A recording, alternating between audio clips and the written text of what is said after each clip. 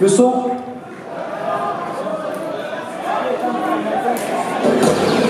Remets au début, remets au début. Remets au début le son. Avec du son, cool.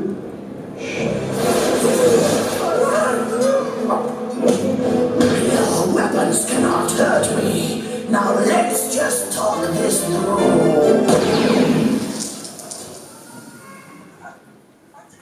Hideous monsters! We're the Starbarians. My name's Kilgar. The weird pig thing is Hogstrong. And on my planet, we don't have a word for mercy. Yeah, you do. It's the same as your word for peanut.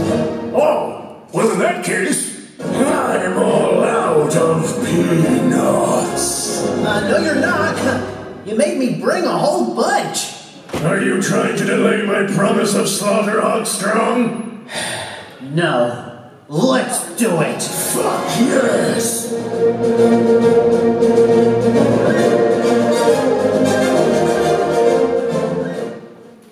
Merci. J'ai bien une chaise, quoi. Non, en fait, ça va. Oh là là, il t'en faut des choses. Merci. Du coup, ouais, non, en fait, c'est bon, je vais pouvoir marcher, t'inquiète. Donc, merci au Big Deal d'être là avec nous, ça me fait super plaisir. Le Big Deal? Qu'est-ce que c'est? Ah, tu connais pas le Big Deal? Bah écoute, c'est ton grand-père, je pense. C'est ton grand-père, il est un peu gluant, des petites tentacules, mais ça devrait te plaire. Franchement, ça devrait te plaire. Du coup, va sur Google, tu tapes les bonbons de Bill, et je pense que ta mère sait exactement à quoi ressemblent les bonbons de Bill. Je suis désolée, je n'ai pas le wifi. Je suis désolé. Bah écoute, en même temps, c'est pas très grave pour ta culture. En tout cas, je vais dire bonjour aux vrais gens qui sont là. Salut à tous, merci à tous d'être ici, et je suis vraiment ravi d'être une nouvelle fois en Suisse, à Montreux, parmi vous pour Polymanga. Vraiment, toujours un accueil extrêmement chaleureux. Et moi, contrairement à beaucoup d'autres gens, ça me fait pas chier d'être là le 4e jour avec vous en votre compagnie. Donc je suis vraiment très très heureux d'être là et de vous voir, que vous aussi vous êtes au rendez-vous ce lundi. Merci à tous.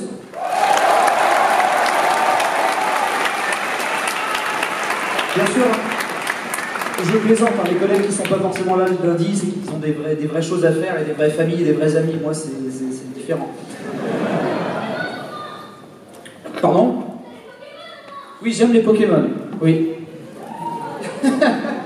Alors, apparemment, il me semble que vous pouvez envoyer des messages, des suggestions à notre mascotte Polymanga, et il me semble que c'est ça. En tout cas, c'est magnifique. Je peux t'écouter. Oui, merci, c'est gentil. De rien. Donc, ce que vous venez de voir là à l'instant, c'était une petite preview, une petite démo que personne n'avait vue encore jusqu'à maintenant, des Star Barbares, parce que je sais que j'étais là l'an dernier et je vous ai montré un bout de Star Barbare et je vous ai dit, vous inquiétez pas, la semaine prochaine, les mecs, Star Barbare, épisode 3, c'est garanti. Alors en fait, du coup, c'est pour ça que là, j'ai supplié Harry Partridge de me montrer de nouveaux extraits pour vous à Polymanga. Malheureusement, ce n'est pas tout l'épisode. On travaille d'arrache-pied vraiment pour faire une vraie première le 1er avril, qui marquera d'ailleurs les 2 ans de Hard Corner, le film. Donc là, on aimerait justement marquer le coup avec un épisode de Star Barbare et donc le fameux épisode 3. 2 ans après l'épisode 2 version anglaise, donc ça commence à faire long, ça fait plus d'1 an que vous avez vu l'épisode 2 en français, et nous-mêmes, ça fait plus d'1 an qu'on a fait les voix françaises de cet épisode-là que vous êtes venus de voir. Malheureusement, je ne l'ai pas encore monté, parce que là en fait j'ai vraiment reçu ce truc ce week-end là sur Twitter, j'ai balancé le lien sur Twitter à la régie, donc on est vraiment genre sur le fil du rasoir du slip, tu vois. Et donc, tout ça pour vous dire que de la part d'Harry Partridge, je tenais à m'excuser du fait que Star Barbare, c'est très compliqué à produire. Vous pouvez voir qu'on met vraiment surtout un point d'honneur à proposer de la qualité. Et surtout Harry, qui vraiment est quelqu'un qui est vraiment perfectionniste. Et il a mis plus d'1 an en fait à pouvoir trouver des solutions pour payer son loyer tout en produisant Star Barbare épisode 3. Et donc ça a causé beaucoup de problèmes. Sauf que cette année, Harry a promis de nouvelles choses, et donc je demandais à la régie d'envoyer le 2e extrait de la part d'Harry qui s'appelle This Year, qui est la dernière vidéo qu'a posté Harry. Elle est en anglais, donc je vais vous faire une petite traduction une fois qu'elle sera terminée. En tout cas, enjoy.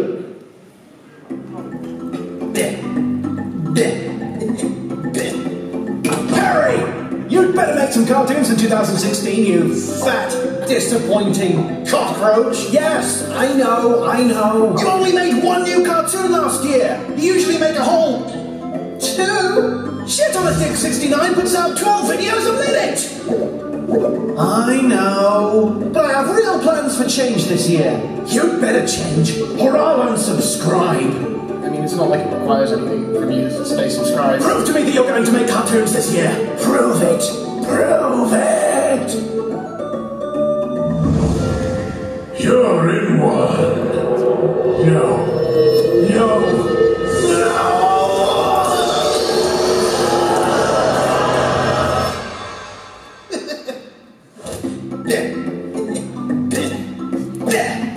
Okay, time to get to work.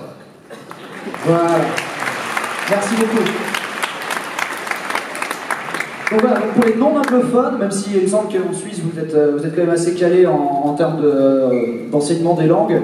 Bref, Harry en fait s'excuse dans cette vidéo tout en étant comme quoi il a passé le plus clair de son temps en slip à jouer avec ses jouets Ghostbusters. D'ailleurs, qui a reconnu la voiture Ghostbusters jaune là qui se transformait en montre religieuse? Moi je l'avais perso, ouais, il y a des gens qui l'avaient, il est vrai. Du coup voilà, il a passé beaucoup trop de temps en slip à jouer avec ses jouets Ghostbusters. Il s'excuse en 2015 d'avoir sorti qu'un seul cartoon. Croyez-moi, c'est pas de gaieté de cœur, c'est quelqu'un qui ne fait que de l'animation. En ce moment, il travaille d'ailleurs sur une mini-série, alors je peux vous le dire vite fait comme ça en soin, pour le jeu officiellement, pour le jeu Payday. Il y a des gens qui jouent à Payday? Ouais. Voilà. Et là, du coup, Payday, ils vont sortir un cartoon Payday et le pilote est fait entièrement par Harry Partridge. Voilà. Et donc le truc c'est que ça a servi, ça a retardé les Stars Barbares, mais vaut mieux avoir les Stars Barbares en retard que Harry à la rue. Vous comprenez bien. Mais le problème c'est que je comprends bien que sur internet c'est frustrant. Et comme il dit, c'est encore plus frustrant parce que l'autre il a montré à un moment la chaîne YouTube.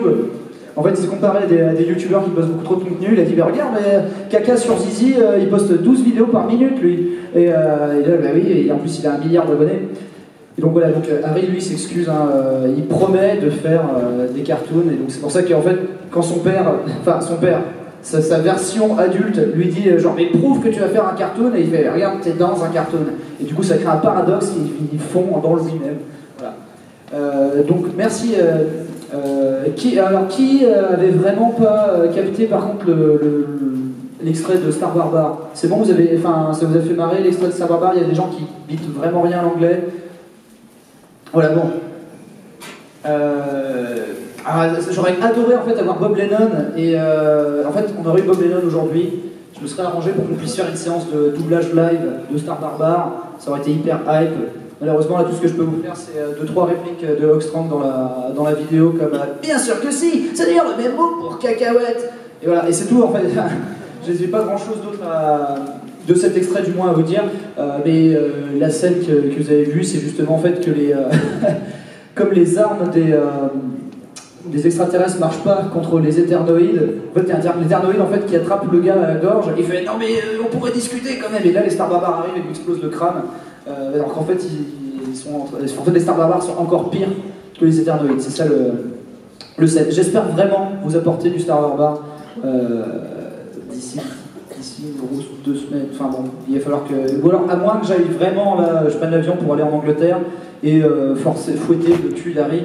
Mais je préfère faire ça voilà, en week-end, quand on est détente, pas pour le forcer à travailler. Bref. La suite, c'est que je vais vous parler un petit peu. Qui a vu la vidéo Génération Pokémon? Est-ce que ça vous a plu ce genre de vidéo ou pas? Ouais. Alors, alors en fait, la musique de cette vidéo, en fait, c'est une vidéo qui m'a été inspirée par la musique qui a été composée par mon bon ami Joseph King, qui lui est en Californie. Harry lui est anglais, mais Joseph King lui est californien. Et c'est lui qui avait composé. Ce qui est marrant, c'est que là, vous êtes à peu près 400 000 à avoir vu Génération Pokémon, d'après YouTube.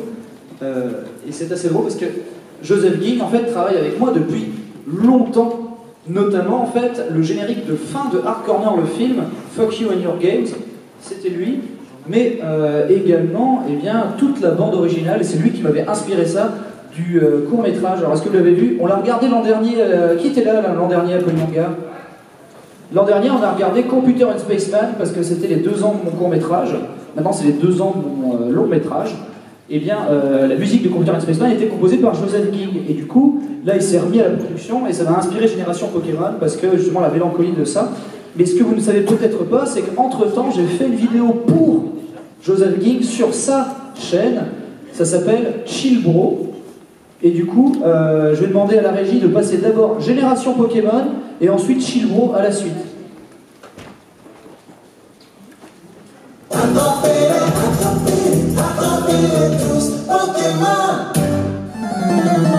Allez, Pikachu, attaque tonnerre!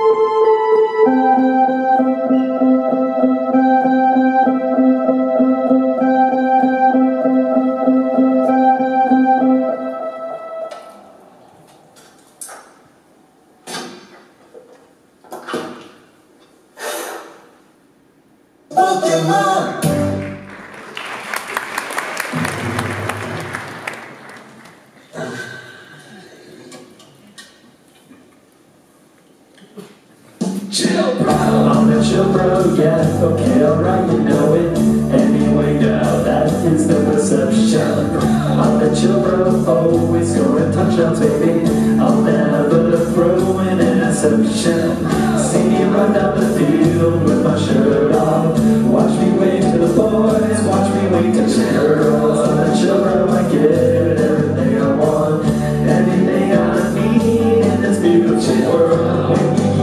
Baby, don't you feel defeated? You got a problem, yeah, I got the answer needed. I can show you how you can be a chill bro. I'm a chill bro, my dad owns a car wash. I can get you half off at the car wash. We can go to my bed and play touchdown. That's what I call having sex with a girl. I can get you some snacks from the car wash. Are you hungry? Have some free snacks, girl. When you eat it, baby, don't you feel defeated? You got a problem, yeah, I got the answer needed. I can show you how you can be a chill bro. Son, this is your dad. Chill bro. I just wanted to let you know we have to close the car wash. The car wash is gonna be closed. I'm sorry, son. I did not mean to fail you. I love you, son. I love the car wash. I miss the car wash. We don't have a car wash. We don't have a car wash anymore, son. I love you, son. Son, I still love you, but we don't have a car wash.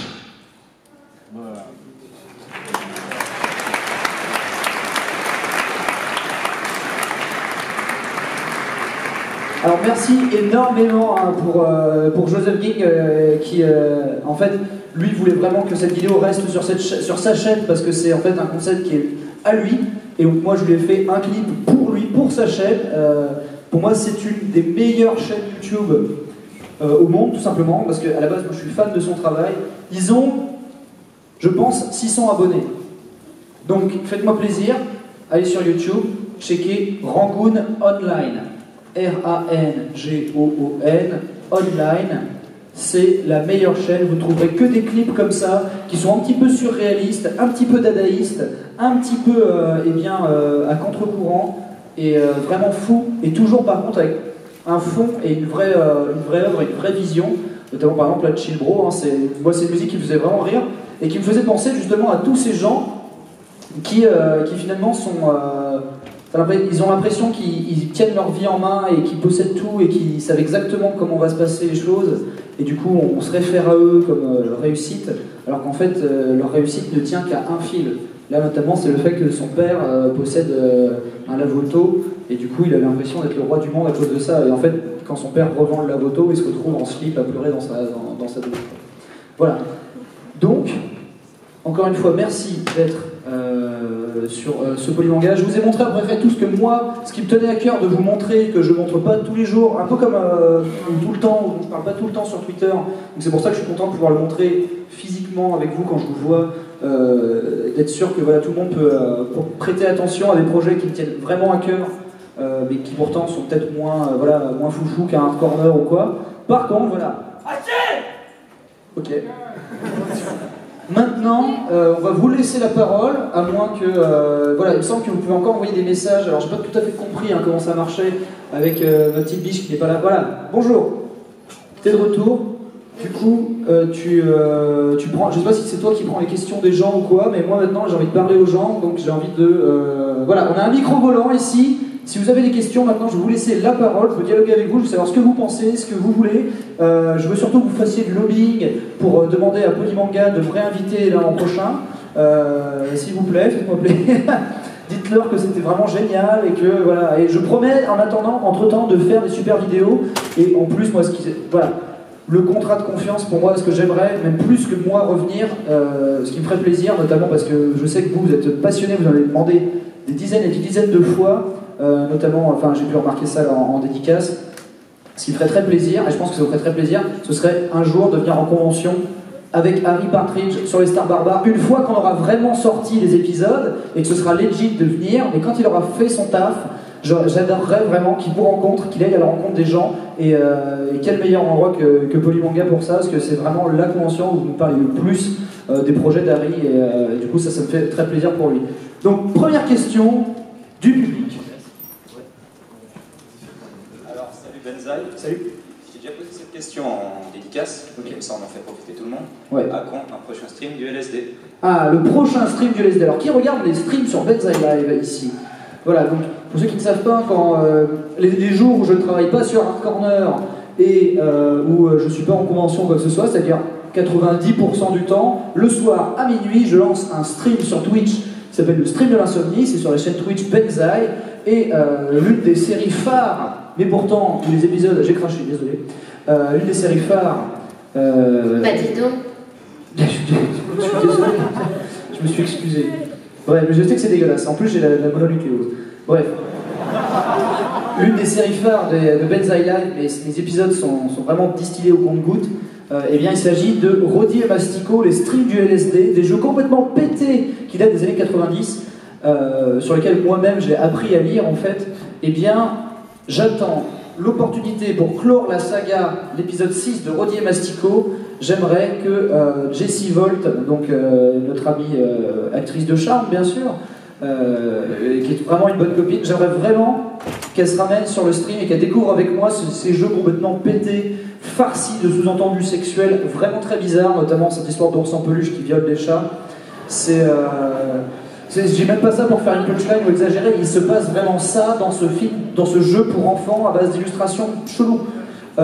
Et sachant que j'ai une petite exclue pour les vrais fans hardcore, je connais quelqu'un qui est en train de fabriquer en sous-main un Roddy et Mastico 7 non officiel, et on va peut-être essayer de faire le taf pour que ça devienne officiel.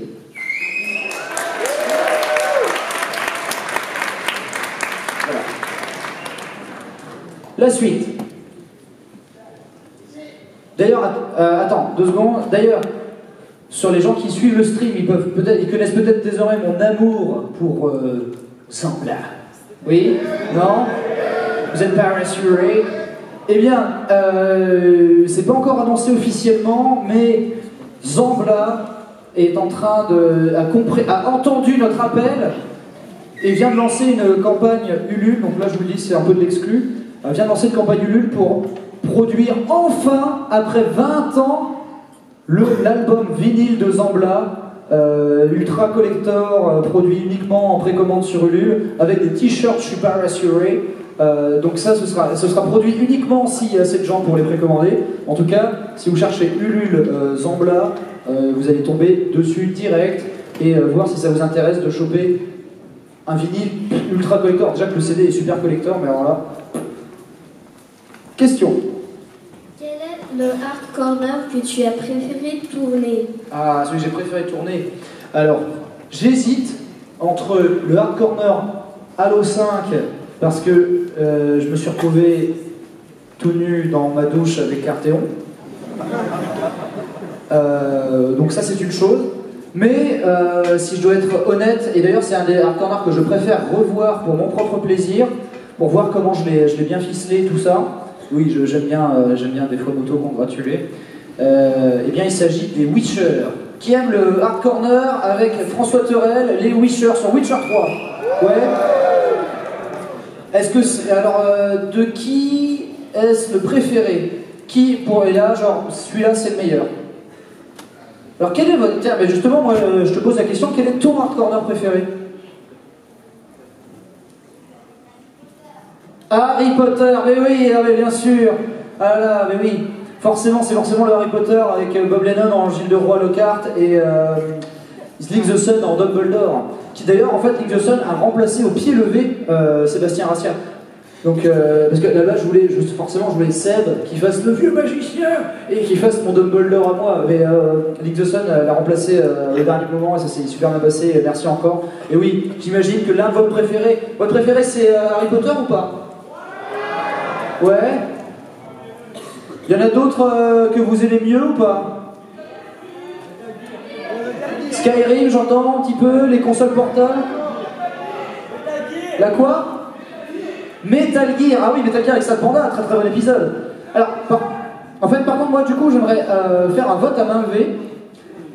Donc ça fait plus d'1 an maintenant que je suis en Finlande, et donc le décor a changé. Depuis l'épisode Minecraft, avec featuring Fanta, où je change le décor du hard corner, mais du coup les épisodes sont devenus un peu plus longs, et je mets un peu plus d'efforts. Mais justement, j'aimerais quand même vraiment vous demander... J'aimerais que vous leviez la main si vous trouvez, mais franchement, ne répondez pas pour me faire plaisir, ça reste anonyme, répondez vraiment du fond du cœur si vous préfériez les épisodes avec l'ancien décor, et du coup, mais les épisodes étaient un peu plus courts, ou et ils sortaient plus souvent, parce que ça passait sur Noël, donc c'était toutes les 2 semaines, la plupart du temps, enfin en semaine ouverte. Ou alors est-ce que vous préférez les nouvelles saisons dans le nouveau décor avec des guests qui viennent en Finlande pour tourner? Est-ce que vous trouvez ces épisodes mieux? Je parle du coup, ça me donnait des épisodes comme Harry Potter, The Witcher, The Division, Metal Gear, etc. Tout ça c'est la nouvelle saison dans un nouveau décor. Donc s'il vous plaît, levez la main si vous préférez les nouveaux épisodes aux anciens. Bon, ça me fait plaisir. Vraiment, merci beaucoup, parce que c'est toujours une angoisse que j'ai. Je me dis merde, j'en fais moins souvent qu'avant. Et en plus c'est dans un autre décor, je me demande si, un petit peu de la même manière que des fois on dit aux joueurs du grenier, ouais mais c'est bien, mais franchement depuis que t'as perdu du poids, moi je trouve ça moins marrant. Franchement je peux moins me foutre de ta gueule, donc ça me fait plus chier. C'est horrible à dire, personne ne devrait jamais reprocher à quelqu'un d'avoir fait ça, mais bref, enfin, ça arrive.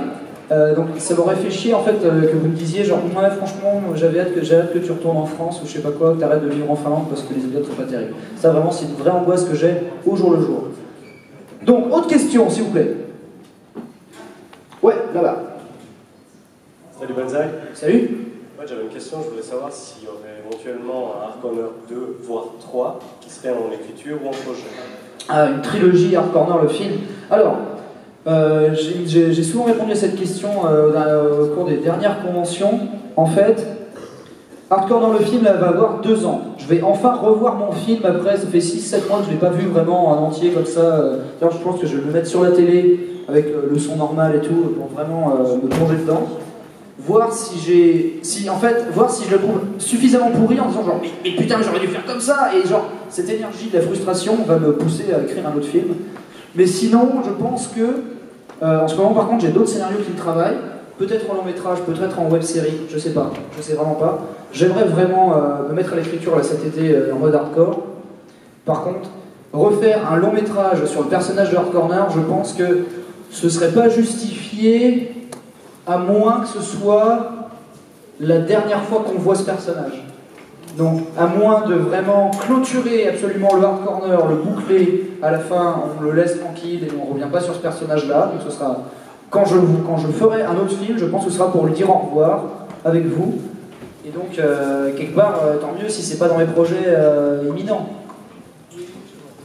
Est-ce que vous préférez genre Hard Corner le film 2 et plus jamais de Hard Corner, ou encore une autre saison, même si ça commence à être redondant et ça vous emmerde? Voilà, on est d'accord. Donc voilà. Mais en tout cas, le film Hard Corner 2, l'enfant errant dont on parle encore aujourd'hui, c'était un gag. L'enfant errant, c'est le sous-titre du Road to Kyoji 2, qui est un film bourré de tentacules et d'étudiantes. Deuxième question. Oui. Salut, je voulais savoir quel a été ton ressenti sur l'épisode sur la génération Pokémon. Enfin, qu'est-ce que tu as voulu retranscrire? Ah oui, c'est marrant parce que vous êtes nombreux en fait à avoir parlé déjà dans la conférence de vendredi de génération Pokémon. Enfin, voilà, vous m'avez dit genre plein de choses, hein, vraiment, genre c'était génial, je me suis retrouvé dedans, t'as raison, Pokémon c'était mieux avant. Ce qui n'est absolument pas le thème de la vidéo. En fait, justement, génération Pokémon, c'est une vidéo qui est là pour remplacer en fait un article de blog ou un tweet. Parce que en fait c'est un sentiment tellement complexe qui m'habite et qui je pense habite beaucoup de gens qui ont 25, 30, 35 ans, mais même en fait des étudiants. Je pense que c'est vraiment générationnel, même des plus jeunes. Cette espèce en fait d'errance, on a tous passé des nuits, je pense, à errer comme ça sur internet, à scroller vers le bas, vraiment avec la molette, à regarder. Mais tu vois, par exemple, en fait, c'est quelque chose, j'ai eu aucun doute, ou ça m'a pas du tout dérangé de mettre en fait une référence à la pornographie, au fait de consommer de la pornographie sans vraiment s'y intéresser, de l'avoir juste dans un coin de l'œil, tellement on est blasé en fait, tellement c'est juste pour s'occuper les yeux, mais c'est jamais sans, ça peut être sans, en fait, consommer sans désir, manger sans désir, regarder un livre sans désir, consommer des animés sans désir, et en fait juste ces espèces de nuits où on est face à soi-même et en fait on se contente de vivre pour passer le temps quoi. Et tout en pourtant consommant bien simplement des produits qui sont colorés, des jeux vidéo, des streams et tout, genre de la bonne humeur en fait. On consomme de la bonne humeur tout en étant un zombie devant son PC. Et on passe tous des soirées comme ça. Alors je suis désolé, hein, c'est un quart d'heure déprimant. mais en fait justement tu vois, pour moi c'était un truc sur lequel je voulais mettre le doigt et je voulais vraiment cristalliser cette espèce de pseudo-mal-être. En fait on peut voir cette vidéo comme quelque chose d'amusant ou comme quelque chose de très triste, et en fait ça va dépendre de votre ressenti par rapport à ça, parce qu'il y a des gens, mais moi je voulais justement faire une vidéo vérité où tout le monde, en fait une vidéo où je trichais pas, où vraiment je montrais quelle était, à quoi ressemblaient beaucoup de mes nuits, notamment en fait pour casser un peu l'image de ah oui bah, je fais des vidéos rigolotes, donc ça veut dire que le matin je me lève, mais voilà, je fais une poète comme ça avec mon bras, et puis je fais c'est vachement marrant, je vais l'écrire, et puis demain on retournera ça, et puis je vous ferai venir plein de potes, et puis et non, en fait, je suis très souvent juste seul face à moi-même, face à mon écran. Et donc, en fait, je voulais vraiment déjà faire en fait, une vidéo making-of, mais au lieu d'expliquer mon processus, simplement de le montrer vraiment à nu. Et en fait, laisser les gens en fait, interpréter si cette vidéo elle est joyeuse, elle est triste, elle est mélancolique, si ça veut dire que ça parle de dépression, si ça parle de misère sexuelle, si ça parle de nostalgie, tu vois, il y a plein de gens qui me foutent la déprime, quoi. Et bien justement, ça veut dire que j'ai réussi à cristalliser une génération où tout le monde en fait le vit différemment, mais pourtant j'ai l'impression que ça part quand même quelque part à tout le monde. Et du coup c'était l'objectif, et c'est une vidéo que j'ai en fait à un moment hésité en fait même à publier en fait. C'est-à-dire que je l'ai montré à des potes en sous-main en disant écoute, est-ce que je la publie ou pas, j'hésite vraiment, franchement elle me... Salut. Vraiment sur le coup ça me... Si tu veux, j'avais peur en fait de m'être trop mise à nu sur cette vidéo-là et d'avoir trop montré la vérité. J'avais l'impression que tous les commentaires ce serait genre bien le bateau fragile, ok, vas-y, va chialer ailleurs, fais nourrir quoi, fais nourrir le clown. Et justement, en fait, j'ai été à un moment ou une semaine où j'avais plus envie de faire ça. Donc j'ai fait soit je fais cette vidéo-là, soit je ne fais rien du tout. Donc du coup, j'ai fait celle-ci. Ouais. Et donc merci encore pour l'accueil que vous avez réservé à la génération Pokémon, parce que ça m'a fait énormément de bien, vu que moi-même en fait je me sentais très mal. En février, j'ai fait 2 conventions qui étaient assez éreintantes, et en même temps je suis tombé malade entre les 2 conventions, donc j'ai passé 2 semaines au lit entre 2 conventions, et quand on revient à une convention on est crevé. Donc en fait tout le mois de février m'est un peu passé sous le nez, et j'ai pas eu le temps de faire un hard corner, en plus il n'y avait pas de grosse sortie, donc j'étais peu inspiré, j'ai pas pu faire venir de guests, etc. Donc j'avais l'impression d'avoir trahi un petit peu mon public, de ne pas avoir été présent en mois de février, et du coup je ressentais trop cette pression-là. Justement je voulais montrer ce que c'était de travailler... En fait, à quoi ressemblait vraiment mon quotidien, mon rythme de travail. Quoi. Voilà. Une autre question, merci.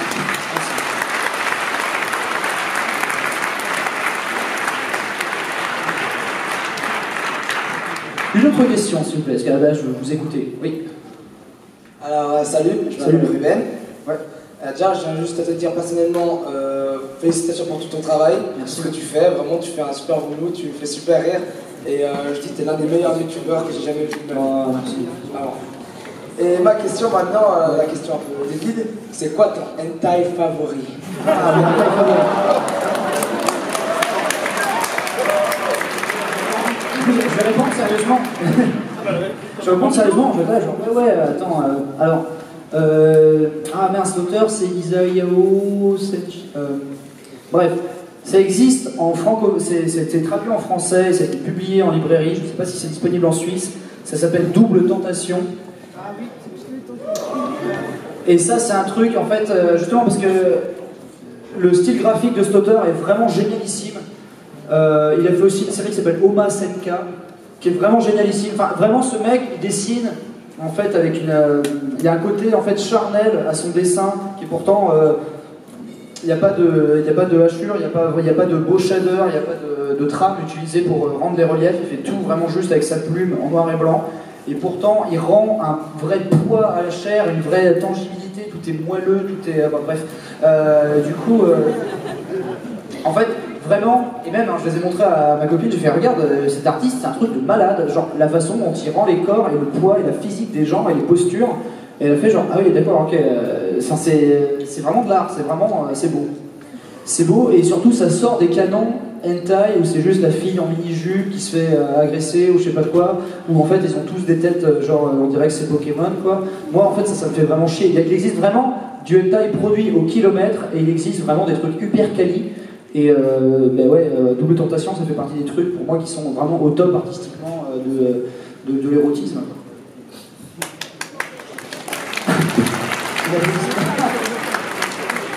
Et par contre, tu vois, ce qui est marrant, c'est que moi, enfin, maintenant j'ai 28 ans, j'ai aucune honte, et d'ailleurs on ne devrait pas, je pense, avoir honte de parler ouvertement, de dire, ben oui, cet auteur érotique, ce qu'il fait c'est bien, ou c'est beau, ou c'est artistique, etc.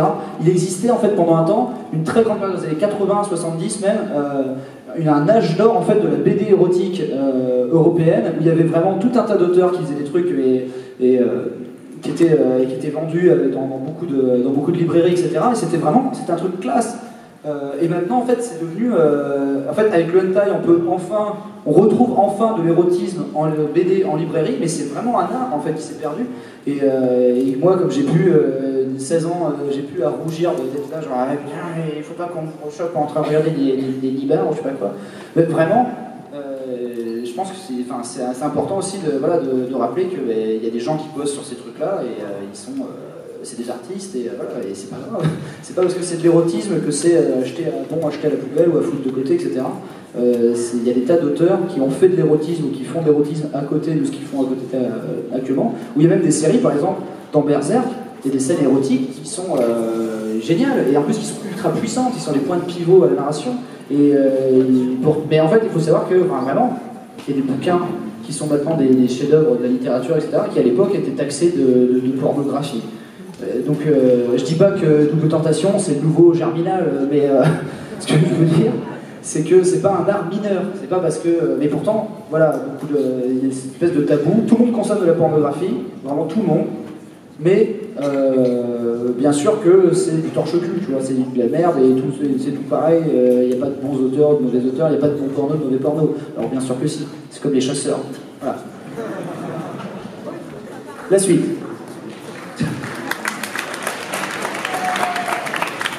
Merci, hein, je ne sais pas pourquoi vous avez fait Oui. Oui, Raon. Alors c'était pour savoir.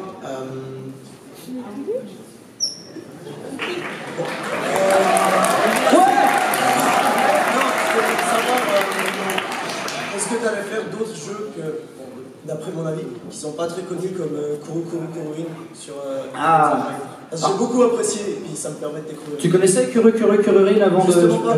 Ah, tu connaissais pas, alors que pourtant c'est dans les jeux de lancement de la GBA. Et c'est vrai qu'il est passé un petit peu sous la trappe par rapport à un E0, un Castlevania ou un Tony Hawk, ou même, attention, par exemple, qui a joué au jeu Pinobi?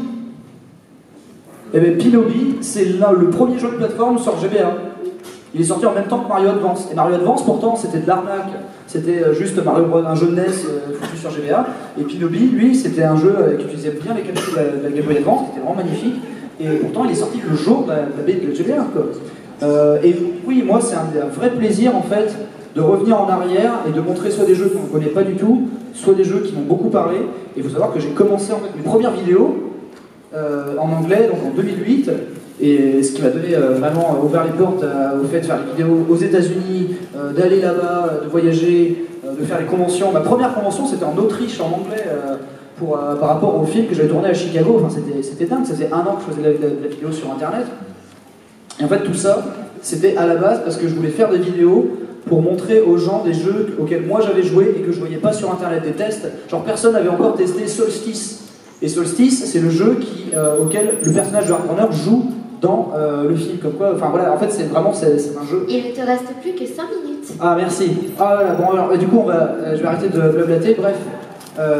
Oui, c'est prévu que je fasse d'autres jeux peu connus, méconnus, de vous faire découvrir des trucs. La suite. Ouais. Salut Benzaï. Ouais. Je sais que tu es un très grand fan de Dark Souls, de la série. Ouais, ouais. Et je sais que tu vas sûrement jouer au 3, et j'attends d'ailleurs Dark Souls 3 en 5 secondes avec impatience. Et il y aura surtout un hard corner Dark Souls 3. Ah, c'est le prochain, c'est le prochain. Mais justement, à part Dark Souls 3, en grosses sorties qui vont venir, Overwatch, Mirror Edge, Catalyst, il y a quel jeu que tu attends le plus à part Dark Souls 3? Je suis très curieux du prochain Mirror's Edge. Ça me fait vraiment chier de me dire qu'on verra pas du tout enfin, ou presque pas de... Mince, Mass Effect. En fait, c'est Mass Effect Andromeda qui est le jeu que j'attends le plus sur la génération à venir, en attendant qu'ils annoncent un Elder Scrolls 6. Sinon, il n'y a pas de jeu qui me fait bouillir au point que si du jour au lendemain, là, le 3, ils annonçaient Elder Scrolls 6, là, je serais chaud bouillant, quoi. Je serais un ouf, quoi. Mais du coup, là, en attendant, je suis là, j'attendais beaucoup Quantum Break, qui sort bientôt, là, et que moi j'ai en version presse, et du coup, j'ai pu le tâter un petit peu. Et je suis pas autant hype que j'ai pu l'être quand j'avais testé Alan Wake, où là j'ai vraiment pris une claque. Là je prends une semi-claque sur Quantum Break, j'attends de le finir pour voir si c'est vraiment intéressant, si je le refais. Mais du coup voilà, j'ai déjà eu entre les mains, donc je l'attends plus. Mais Dark Souls 3, je l'attends vraiment au tournant, parce que c'est vrai que j'ai un peu rincé Bloodborne, et j'ai peur du manque en fait de découverte et d'émerveillement sur Dark Souls 3, du fait que Bloodborne est vraiment... là je viens de finir de jouer à Bloodborne, quoi, donc j'ai vraiment l'impression de sauter la suite du jeu, quoi, sur un add-on. On va passer tout de suite à notre question, on peut essayer de répondre au maximum. Merci à toi, bonne continuation. De rien, Vite. Oui, là-bas. C'était quoi la réaction de Arteon quand tu as proposé de venir faire Halo 5 la vidéo? Ah mais à la base, il était super content de venir en Finlande, etc. Après, quand il s'est retrouvé avec mon jean, le fond de mon jean contre son nez, pour faire Rocket League en 5 secondes, là il s'est dit merde, qu'est-ce qu'on fout là? Non, Arteon était hyper content de venir en Finlande et on s'est vraiment bien marré. Et en plus, Arteon qui est vraiment un gourmet, on a fait que de bouffer, mais comme des porcs.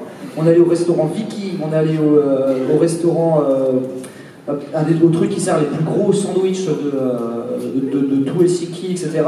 Je vais vous montrer des petits pains fourrés. En fait, en Finlande, il existe un truc, ça coûte 2 €. Vous avez 6 beignets, et c'est vraiment de la pâte à beignets, genre ils sont sucrés, tout moelleux et tout doux, quoi. Et dedans, c'est fourré à la viande hachée et aux herbes. Et vraiment, genre, et ça coûte rien. Et du coup, vraiment, vous pouvez passer la soirée à regarder des films, quoi. Et genre, on faisait des fournées de ça, quoi. Et tu mets juste un peu de ketchup et ça se bouffait sans fin. Et on a fait, vraiment, à la fin, il était malade parce que j'avais acheté aussi, mais à fond, des tonnes de glace aux cookies, etc. Et vraiment, je l'ai tellement. Enfin, je crois que. En fait, c'est simple, hein. Arteon, quand il est venu en Finlande, avant qu'on tourne à l'O5, il était maigre. Et après, bon, voilà, c'était foutu, quoi. Des bisous à Arteon, hein, vraiment, j'adore. Oui, la suite. Salut Benzaï. Alors déjà, merci pour tout, comme tous les autres ont dit. Et en fait, je voulais savoir si tu te rendais compte de l'impact des gens, de tout ce monde qui te suit, avant que tu fasses des conventions. Comme je disais, en fait, c'est que ma première convention, je l'ai faite quand j'étais encore qu'un petit gars au sein d'un plus gros site. Donc je voyais des gens qui faisaient beaucoup la queue pour Nostalgia Critique et Spoonie, et puis moi j'étais sur la table d'à côté, mais il y avait pas mal de gens qui venaient me voir. Et du coup, ça m'a tout de suite... En fait, je me suis tout de suite rendu compte que les gens regardaient ça, et après, il faut dire un truc, on est tous la fangirl de quelqu'un. Donc moi, là, hier, j'ai fait ma dédicace avec Jérôme Flynn, je ne sais même pas quoi dire. Genre, du coup, voilà, moi aussi je parle anglais, c'est fou. Merci, mais enfin, je sais pas quoi dire, mais je vous ai croisé au petit déjeuner, mais moi je vous ai pas dérangé parce que bon, voilà, vous êtes un dieu. Je me suis barré et j'ai même pas lui laissé le temps de lui dire, enfin, que lui me dise un truc, vu qu'en fait j'ai juste fait genre merci, c'est vraiment génial et tout, et je me suis barré. Bouche bée. Donc comme toi, et le truc c'est que ça je l'ai ressenti avec plein de gens, des gens qui seraient inconnus, tu vois, mais donc du coup je sais ce que c'est en fait que d'apprécier le travail de quelqu'un à un point au point qu'on peut faire la queue pour avoir une dédicace, etc. J'ai payé 50 € pour faire une photo avec l'acteur qui jouait X-Heures il y a 30 ans à Paris Manga. Ah, il va falloir se barrer, me dis pas ça. Oui, c'est fini, oh, désolé. Putain.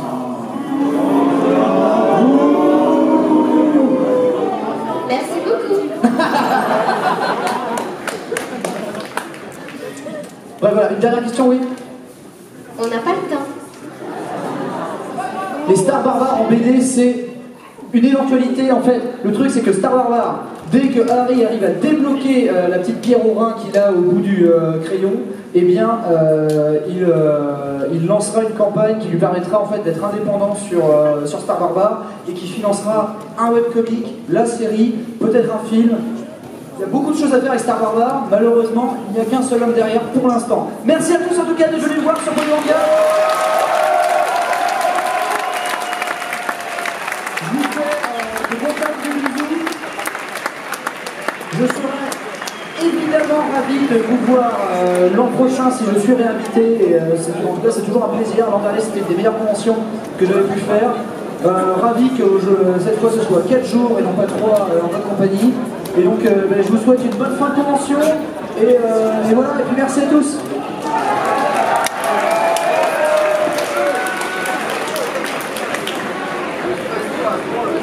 Restez avec nous.